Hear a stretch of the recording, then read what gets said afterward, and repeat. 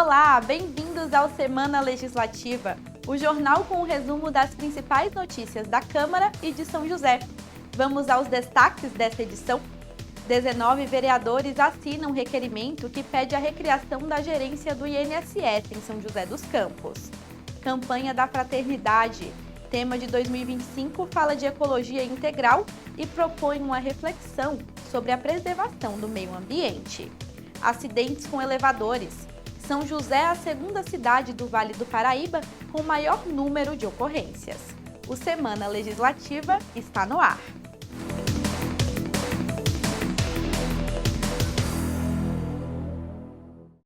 Vamos começar a edição de hoje com um balanço da 18ª sessão do ano, realizada nesta quinta-feira.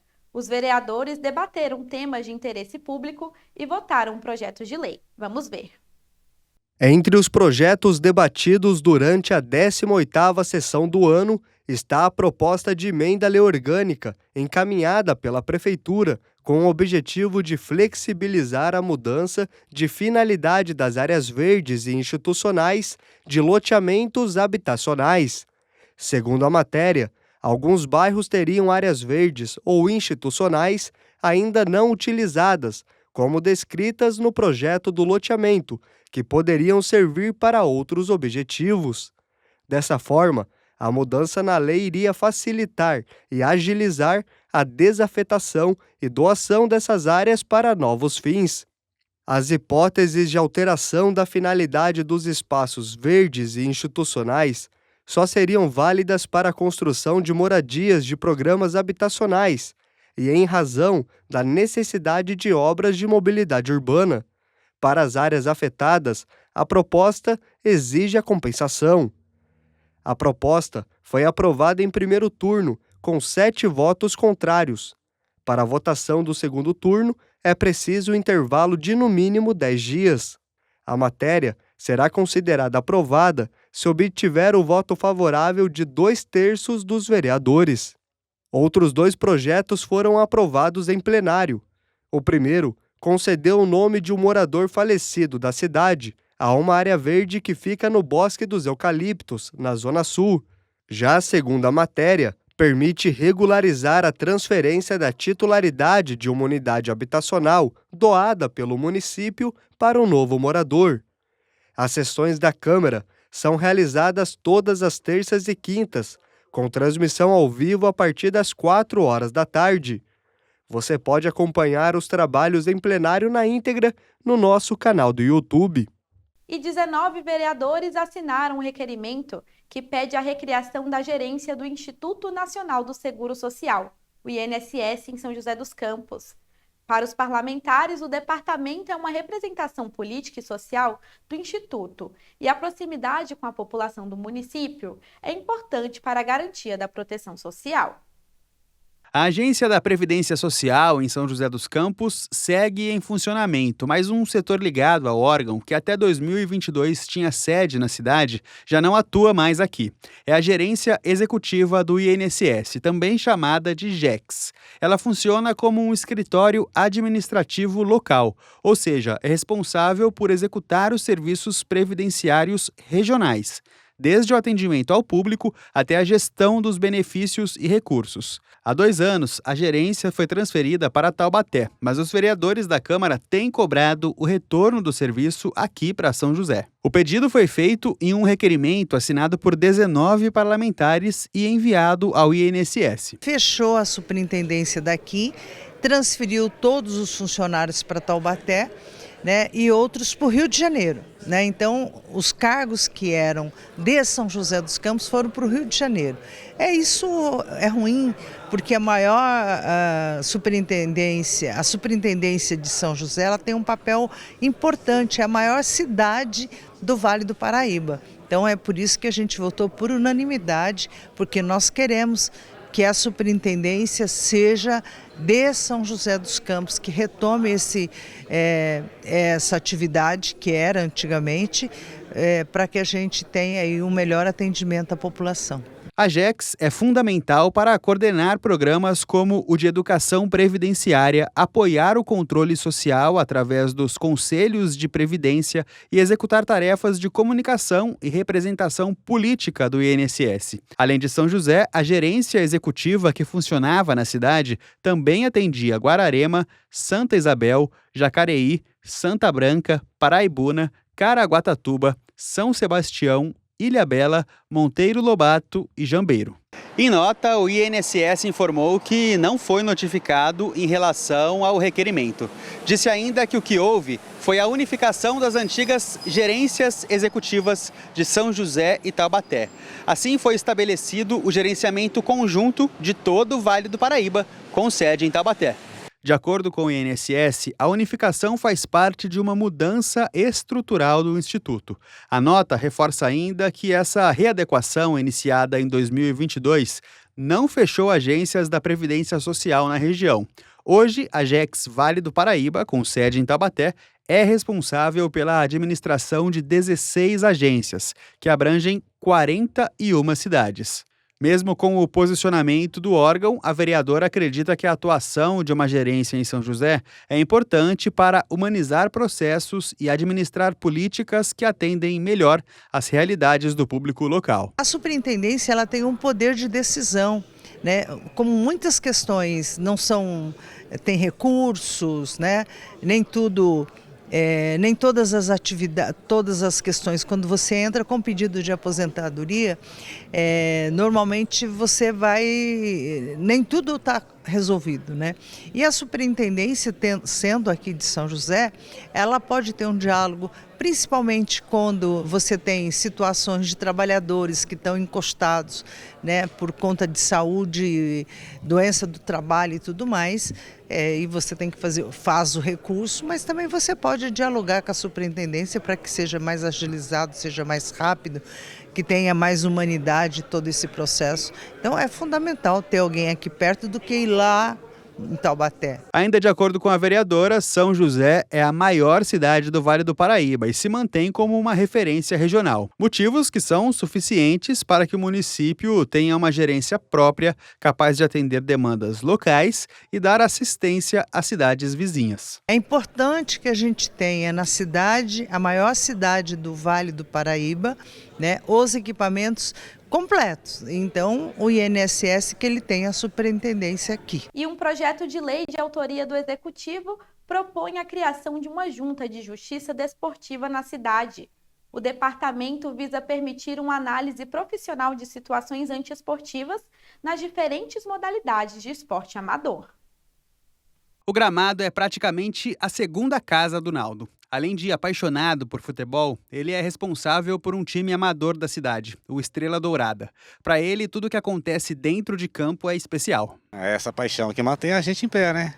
Sem ela a gente não conseguiria não, porque a paixão vem em primeiro lugar. Os problemas a gente vai contornando ele, empurrando com a barriga, né? O famoso empurrando com a barriga, mas a paixão, ela não tem jeito. O futebol é, sem dúvida, uma das maiores paixões dos brasileiros e aqui em São José isso não é diferente. São mais de 80 clubes ligados à ACAF, que é a Associação de Clubes Amadores de Futebol. E se levar em consideração toda a cidade, esse número passa dos 400. Só que dentro de campo, as decisões não podem ser tão passionais assim. O Rodrigo é árbitro profissional e, vez ou outra, apita também no amador. Então, conhece bem as dificuldades do jogo. Ele sabe que controlar os ânimos de uma partida exige muito conhecimento. Eu sei por que não é o cartão amarelo, só que você não sabe. O problema é que as decisões tomadas pela arbitragem durante uma partida, às vezes, extrapolam as 4 linhas. A gente pensa fazer uma escala bem feita para todos os jogos, só que a gente tem que pensar que a gente está escalando um ser humano ali no jogo e a gente não quer colocar esse ser humano em risco. Então é uma escala sempre pensada da melhor maneira possível. Mas como são muitos jogos, às vezes a gente não consegue agradar a todas as equipes de todas essas competições que estão rolando ao mesmo tempo. Mais um projeto de lei aprovado pela Câmara pode levar proteção legal para as partidas de futebol da cidade. O texto cria a Junta de Justiça Desportiva de São José dos Campos. Segundo o projeto, a junta irá decidir sobre casos de infrações desportivas, que podem envolver clubes, atletas, dirigentes e outras pessoas ligadas ao esporte. Para o vereador Renato Santiago, que é presidente da Comissão de Cultura e Esporte da Câmara, o órgão vai fazer a diferença para diversos esportes na cidade. A junta, primeiramente, ela vem por conta de uma demanda que temos na cidade para julgar as questões principalmente disciplinares relacionadas a todos os eventos esportivos que nós temos na cidade. Então, o principal argumento e motivo para que a junta fosse formada é poder regulamentar um tribunal que julgue as questões desportivas na cidade. Ainda de acordo com a matéria, as decisões da junta desportiva poderão ser tomadas em duas instâncias: pelas turmas que vão julgar casos simples e pelo tribunal pleno, quando o caso precisar de um julgamento mais amplo. O objetivo é assegurar que as regras sejam cumpridas de forma justa e imparcial, mantendo a integridade das competições. Nós tivemos 56 árbitros agredidos em 2024. Né? Mais de um árbitro por semana durante todo o ano. E isso vem trazer segurança também, porque não havia punição para os agressores e que fazem justamente o contrário da premissa do esporte, que é trazer qualidade de vida, lazer, diversão e principalmente a integração entre as pessoas. A junta ainda poderá aplicar punições como advertência, multa, suspensão, perda de pontos e até mesmo desclassificação, dependendo da gravidade da infração. O Francisco conhece bem os gramados de São José. Já jogou muito e hoje atua como juiz. Atualmente se concentra em organizar a Copa Evangélica, um campeonato tradicional da cidade. Por isso acredita que um órgão como esse poderá dar mais segurança para todos os envolvidos. Importantíssimo ter esse tribunal, para que possa realmente fazer jus do que fala o futebol, que é futebol para alegria, para que a gente possa vir se divertir e não ter agressão, não ter violência dentro de campo, mas sim uma partida de futebol que saia todos contentes no final. Dentro ou fora de campo, quem vive o esporte amador de São José está contente com o novo recurso. Traz mais segurança para o árbitro de futebol e para os atletas também, porque tem muita gente que sai do domingo para jogar o seu futebol, para jogar realmente futebol. E esse que vem para atrapalhar, a gente tem que, de alguma maneira, junto ao tribunal, fazer com que eles entendam que isso não pode ocorrer. Cada jogador, cada árbitro, cada diretor, todos eles serão vistos de forma diferente e será julgado pelo tribunal. É na onde o tribunal chegou na hora exata para melhorar o nosso amador. A expectativa é que a junta desportiva deixe as competições mais seguras e confiáveis. Assim, teremos resultados mais justos nas decisões, que algumas vezes têm muita emoção envolvida. Atletas, dirigentes e até mesmo árbitros precisam ser julgados, logicamente, por uma equipe qualificada, para que a gente possa trazer o melhor entretenimento dentro dos esportes na cidade. Vamos para o nosso primeiro intervalo e na volta falamos sobre saúde.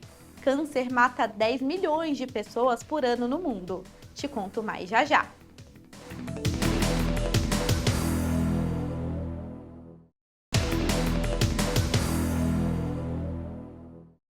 Estamos de volta. Vamos mostrar agora um balanço da 17ª sessão do ano realizada na última terça-feira. Os vereadores apreciaram documentos e debateram temas de interesse público. A 17ª sessão do ano contou com vários documentos para apreciação dos vereadores. Eram indicações e requerimentos com pedidos diversos, como podas de árvores, troca de lâmpadas, tapa-buraco e ronda policial em alguns bairros. Alguns requerimentos também solicitavam informações à Prefeitura sobre serviços nas áreas da saúde, meio ambiente, manutenção pública, além de cobranças por mais agilidade no agendamento de consultas médicas. A sessão também contou com um período do pinga-fogo, momento em que os vereadores vão à tribuna para debater assuntos de interesse público. O primeiro orador, o vereador Lino Bispo, comentou sobre a mobilização que pediu anistia aos atos do dia 8 de janeiro. O evento contou com a presença do ex-presidente Jair Bolsonaro e reuniu milhares de pessoas. Para o vereador, a manifestação serviu de exemplo para o país, um encontro pacífico e sem ocorrências. O vereador Sena também abordou o tema da anistia aos atos do dia 8 de janeiro. Segundo o parlamentar, não houve golpe, e sim uma manifestação. Sena demonstrou apoio aos brasileiros presos e responsabilizados por participação no ato. Ainda no assunto da política nacional, a vereadora Amélia Naomi se posicionou contrária ao pedido de anistia aos atos do dia 8 de janeiro e apresentou uma pesquisa que mostra que 52% dos brasileiros também são contra a anistia. Segundo Amélia, a democracia deve ser defendida e atos de golpe de Estado não merecem perdão. Outro parlamentar a usar a tribuna foi Rafael Pascucci. Ele fez um convite para que a população participe da inauguração da Praça Verão, no Jardim Morumbi. O espaço conta com características inovadoras, com atrações para todas as idades, como área de caminhada, pergolado, piscina vertical, solário e prainha. Já o vereador Renato Santiago prestou contas à população sobre uma viagem que fez a Brasília em busca de apoio e projetos para a nossa cidade. O parlamentar informou que encontrou diversas lideranças políticas e representantes de entidades sociais para debater parcerias e envio de emendas parlamentares. No tema da saúde, a vereadora Juliana Fraga cobrou melhorias no atendimento das UBSs da cidade. Segundo a parlamentar, uma moradora não pôde marcar consultas para os filhos menores de idade porque eles não estavam presentes com ela na unidade. Juliana também fez críticas ao sistema para agendamento de cirurgias. Ela disse que levará os assuntos à Comissão de Saúde da Câmara. Ainda no Pinga Fogo, o vereador Sérgio Camargo pediu apoio a uma família que não estaria recebendo água do poder público.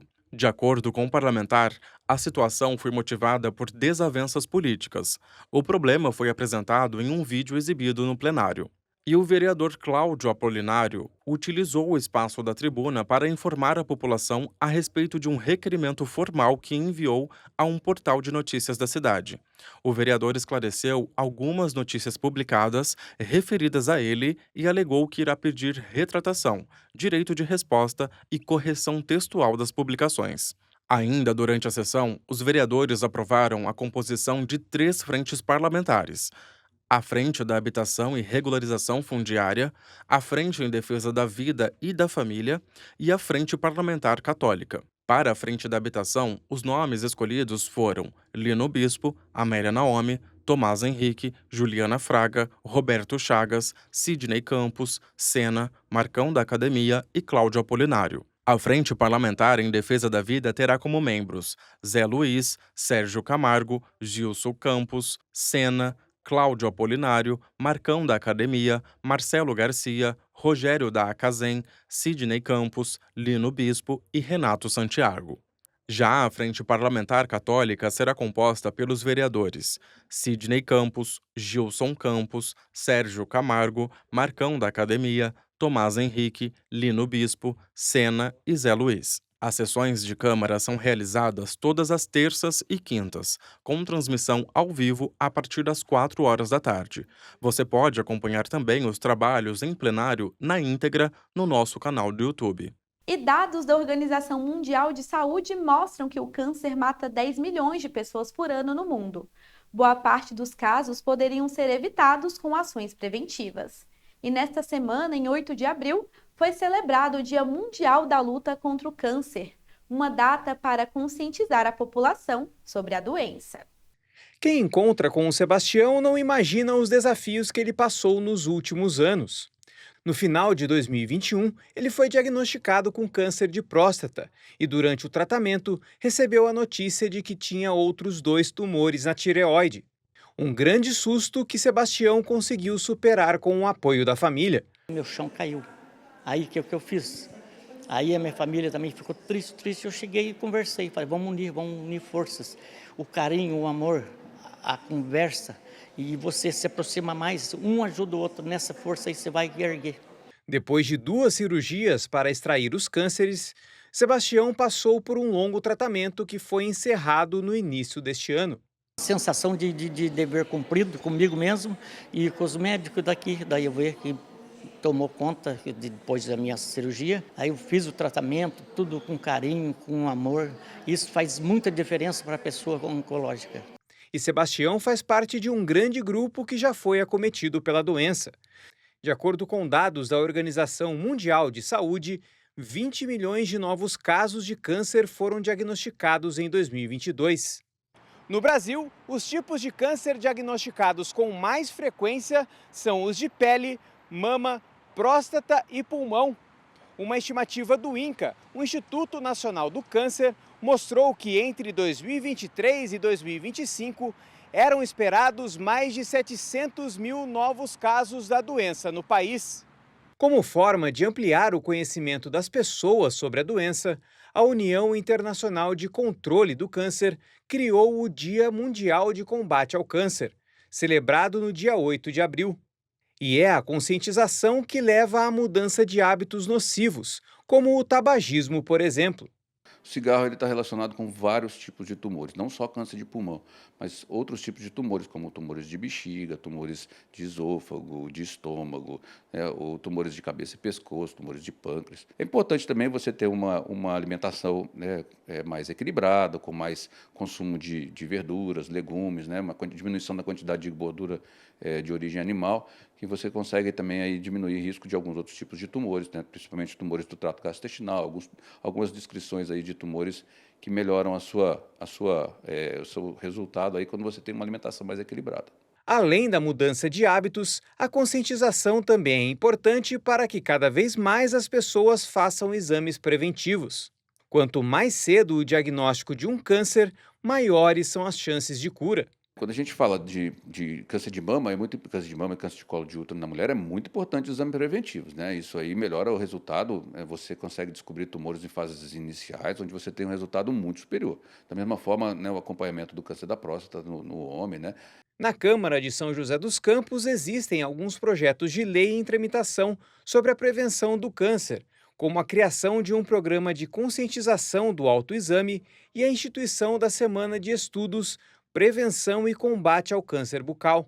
Para o vereador Sidney Campos, o Poder Legislativo também tem papel importante no trabalho de conscientização sobre a doença. Nas nossas plataformas, né, a gente tem um trabalho aí de conscientização, divulgar os materiais, até replicar da prefeitura, né, para a gente poder fazer que a informação chegue a mais pessoas aqui de São José dos Campos. O vereador ainda destacou que a Câmara também pode ajudar na triagem do atendimento dos pacientes com câncer. A demanda de atendimento com relação ao câncer aumentou muito nesses últimos anos.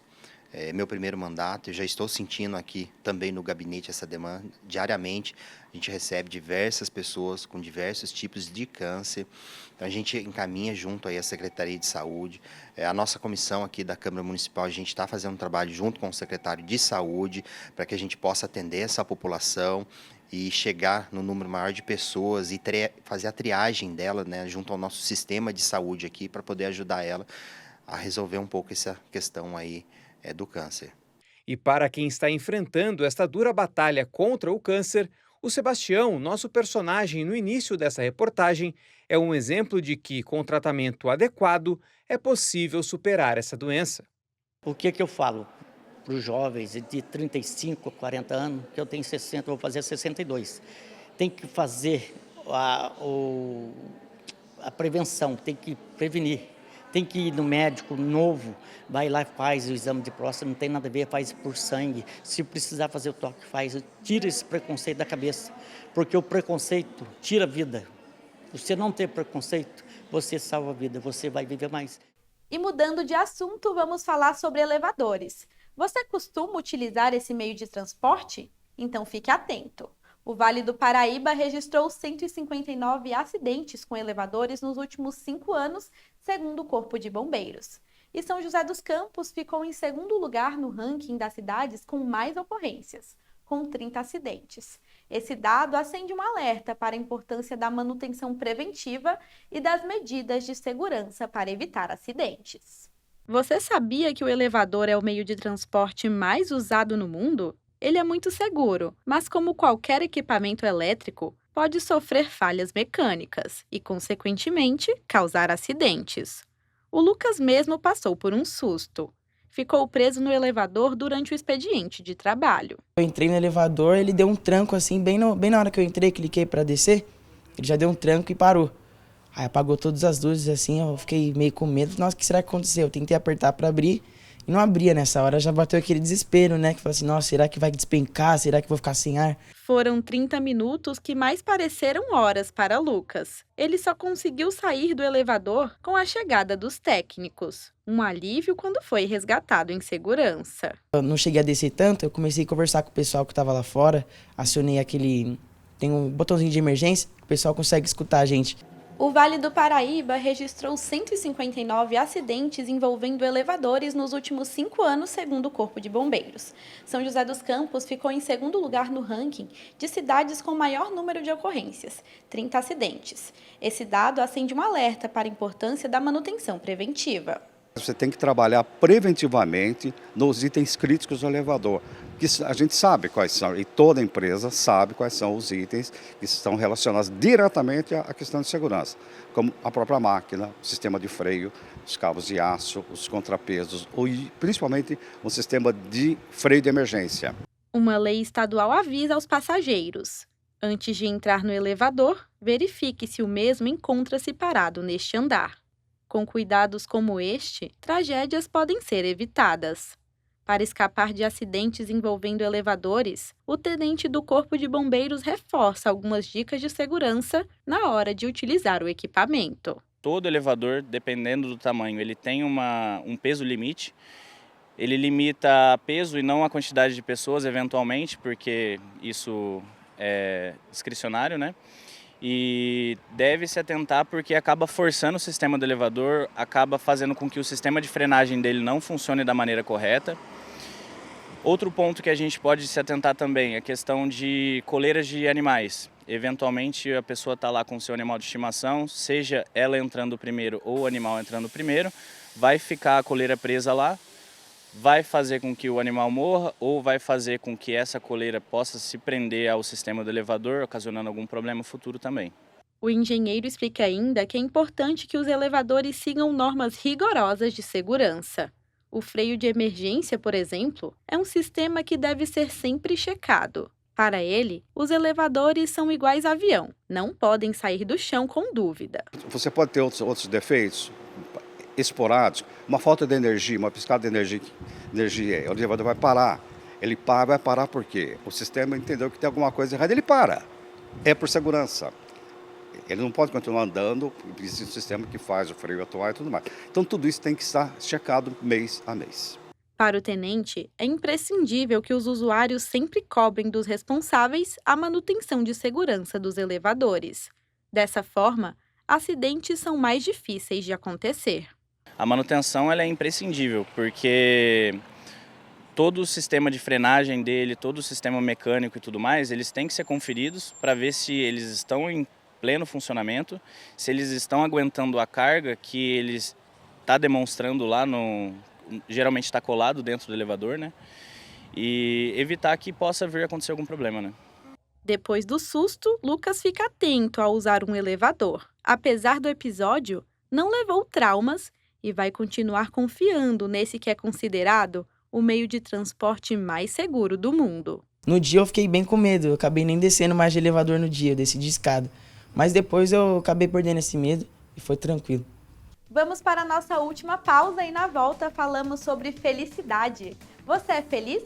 O Brasil está entre as nações mais felizes do mundo. É rápido, não sai daí.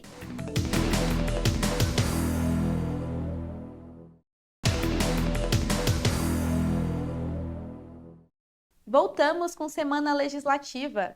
Nesta semana, a Biblioteca Cassiano Ricardo recebeu o sarau litero-musical Nós e Elas. E a vereadora Amélia Naomi foi uma das homenageadas da noite, que contou com música e muita poesia. Com muita poesia e literatura, o grupo Nós das Letras celebrou 2 anos de atuação.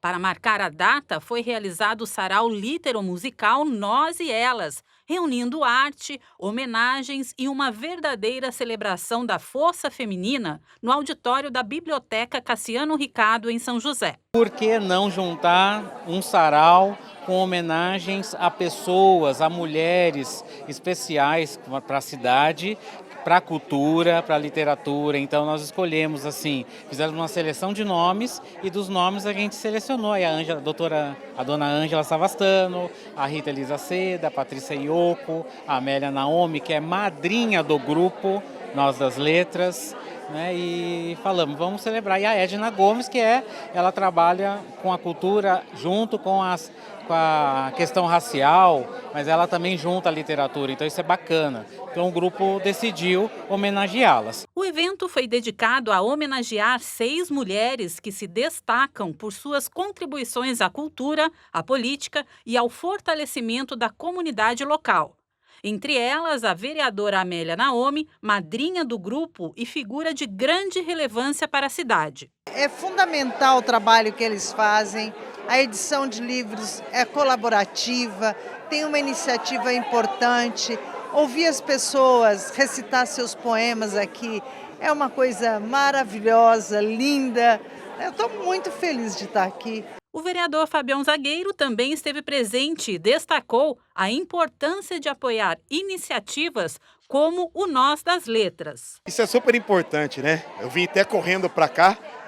A gente tem que fomentar cada vez mais a nossa cultura, né? E aqui hoje nós tivemos uma noite de sarau, né? Com vários artistas e a comunidade unida.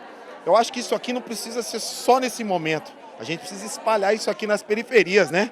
Para ter esse espetáculo e a cultura, né? Que a gente precisa levar para o nosso povo. Então aqui foi uma noite super agradável, né? Que a gente relembrou momentos inesquecíveis.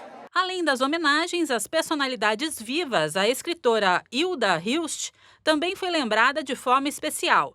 O legado da autora foi representado por sua prima Sônia Hilst, emocionando o público presente. Criado para fomentar a literatura regional e brasileira, o grupo Nós das Letras promove encontros, saraus e oficinas, sempre com o objetivo de democratizar o acesso à arte e valorizar talentos locais. O grupo Nós das Letras nasceu desse desejo de levar a poesia, de levar a nossa voz para o mundo, né? De fazer com que as pessoas fossem tocadas pela literatura, pela poesia.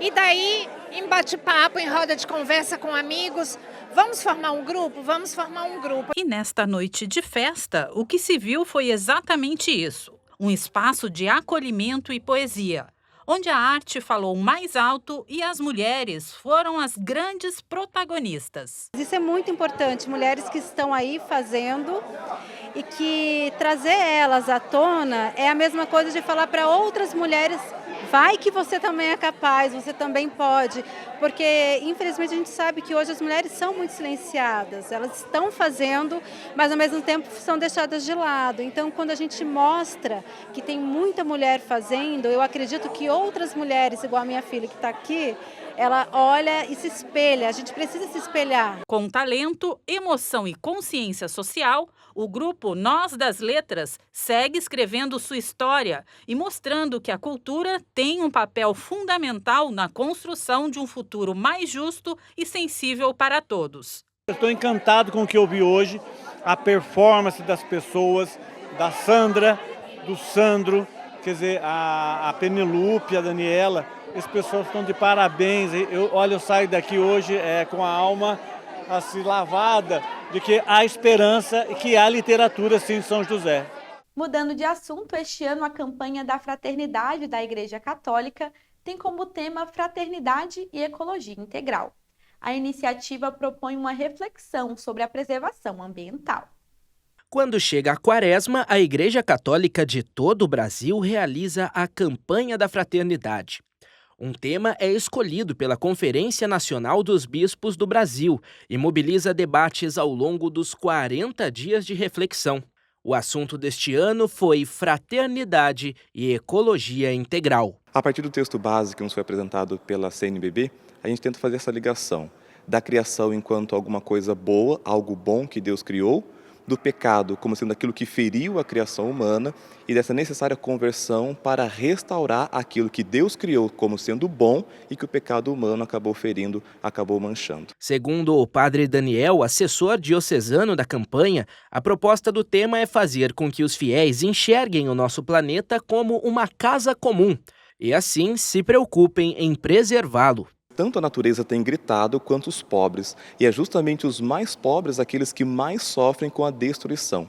Embora, por exemplo, a África seja um dos países que menos polua no mundo, é aqueles que mais sofrem com a poluição gerada por outros. Então, se não houver uma mudança de todos, os mais pobres sempre serão aqueles que mais vão sofrer. A Edna é coordenadora diocesana da campanha. Ela visita as paróquias e orienta os fiéis a adotarem as práticas sustentáveis. A gente sugere, primeiramente, o lixo reciclado, a separação do lixo, que é muito importante, o plástico, que a gente diminui o plástico no meio ambiente, plantação de árvores, economia de água. E essa não é a primeira vez em que o meio ambiente ganha espaço para ser falado dentro da igreja. Em 61 anos de campanha da fraternidade, esta é a 9ª vez em que a preservação da natureza é o tema central. Para a coordenadora, o assunto escolhido vai incentivar o cuidado e o zelo com o meio ambiente. Cada um fazendo a sua parte. Com certeza, eu acredito muito nisso, na melhora, um futuro melhor. As questões climáticas já são frutos de debates na Câmara de São José. E agora ganham o reforço nacional da campanha da fraternidade. Para o vereador Zé Luiz, o texto base da campanha serve de inspiração para a construção de políticas públicas. Através dos debates, do próprio texto base, é possível você tirar a luz ali para você construir projetos de leis, indicações e mobilizar a comunidade para cuidar, no caso específico desse ano, melhor do meio ambiente. O parlamentar ainda destacou que o meio ambiente deve ser uma das prioridades, não só do poder público, mas que toda a população precisa contribuir com esse debate. Talvez uma das grandes preocupações do mundo hoje, contemporâneo, essa questão do meio ambiente. Então, cada dia que passa, você tem que estar mais atento, e acho que a campanha da Fraternidade faz isso, chamar a atenção da população para esses efeitos extremos, efeitos climáticos que estão acontecendo, e aí a Câmara, atenta a toda essa movimentação, pode criar suas políticas públicas, pode fiscalizar melhor o Executivo e também pode, como eu falei, propor leis complementares e até leis novas para ajudar nesse tema. Vamos falar de felicidade? Você se considera uma pessoa feliz? Uma pesquisa do Instituto Ipsos mostrou que 79% dos brasileiros disseram que são felizes. O Brasil ocupa o 5º lugar no ranking. Apesar de estarmos entre as nações mais felizes do mundo, apenas 34% dos brasileiros consideraram ser boa a qualidade de vida. O que te traz felicidade? Amigos, dinheiro, família, saúde ou qualidade de vida? São muitas as respostas, mas no geral, os brasileiros são felizes. É o que mostrou um estudo internacional da empresa Ipsos, que presta consultoria de mercado. O levantamento ouviu pessoas em 30 países e perguntou se elas se consideravam felizes. No nosso país, a resposta foi sim para 79% dos entrevistados, índice acima da média global de 68%. Mas afinal, como definir o que é felicidade? Felicidade, ela precisa ser diferenciada do que a gente entende como alegria, euforia, né? Enquanto a alegria e a euforia são pontuais, são momentos que a gente vive na vida, a felicidade é um estado emocional constante, duradouro, né? Que atravessa o tempo, fazendo com que a gente se sinta com um sentido de propósito, se sinta pleno, né? Em tudo que a gente faz. Segundo dados da pesquisa, os 3 fatores que deixam as pessoas mais felizes são a relação familiar, ter controle sobre a própria vida e se sentir amado. Além disso, o estudo mostra que as pessoas de mais de 60 anos são mais felizes que outras faixas etárias. A vida ensina, né? E o que a vida ensina? A vida ensina a reclamar menos, a aproveitar mais o tempo presente, a ser mais resiliente, né? A olhar para aquilo que realmente importa, né? E dar menos valor para aquilo que não importa, né? Então, os mais velhos, né? Os idosos, eles vão aprendendo isso ao longo da vida e fazendo com que eles consigam enxergar que são indivíduos mais felizes. A pesquisa também apontou que fatores como apoio social, espiritualidade, tempo livre e até mesmo o clima podem influenciar diretamente a sensação de felicidade. Para a psicóloga, a felicidade é uma construção interna que depende da nossa visão de mundo e da decisão de ser feliz. E começa lá na infância, começa desde, de quando a gente é pequeno. E aí entram as responsabilidades dos pais, na educação daquele indivíduo, para que aquele indivíduo construa a percepção da felicidade. Então, a felicidade é, sim, uma construção. A gente precisa lutar pelos nossos sonhos, pelo que a gente quer, mas a gente precisa também saber avaliar o que a gente está construindo, o que a gente está conquistando. Valdirene e Priscila são amigas há mais de 20 anos. E para elas, a amizade é sinônimo de felicidade nessa etapa da vida. Estar juntas, seja em viagens ou até mesmo em uma conversa simples, traz essa sensação de bem-estar. Grupo de amigos que eu considero como segunda família, isso é muito importante, tá? Muito importante para... Quando a gente chega na época de idoso, os filhos vão embora. Eu falo tão idoso que eu estou tão velhinha já, Não dá. Mas os filhos casam, vão embora, sobra só o casalzinho de velhos em casa, Então a gente tem que ter o grupo de amigos, que isso é muito saudável. Me deixa feliz ter sempre para onde eu ir. Para minha família, para o meu trabalho, para os meus amigos, para os meus rodeios. Eu sou muito eclética, eu gosto de rock, eu gosto de dança, de natação, então isso me deixa muito feliz. Já para a Sara, que é jornalista, a felicidade está nos pequenos detalhes do dia a dia, como em uma boa conversa ou em uma conquista profissional. Ela sabe que nem todos os dias são fáceis, mas acredita que mesmo nas dificuldades é possível enxergar um lado positivo. Eu sou uma pessoa muito otimista e também eu sou espontânea e autêntica, então esse é meu jeito, assim.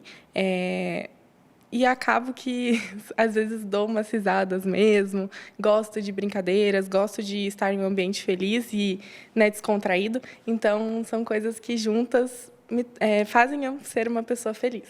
Felicidade é um termo relativo. Independente do que te faz feliz, o importante é saber aproveitar cada escolha. Um erro muito grande que muita gente comete é achar que precisa ser feliz 100% do tempo, ou que tem que ser feliz, Um outro erro também que se comete com muita frequência é esperar que a felicidade apareça, ou simplesmente aconteça quando algo acontecer na vida da pessoa. Quando eu casar, eu vou ser feliz. Quando eu tiver um filho, eu vou ser feliz. Quando eu tiver um emprego, aí sim eu vou ser feliz. E, na verdade, a felicidade não é o ponto final, A felicidade é o caminho. A felicidade está nas pequenas coisas. E nesse clima de felicidade, encerramos a Semana Legislativa de hoje. Espero que você tenha aproveitado as informações do programa. Não esqueça de seguir a gente nas redes sociais, todas pelo mesmo canal, @TV Câmara SJC. Até semana que vem!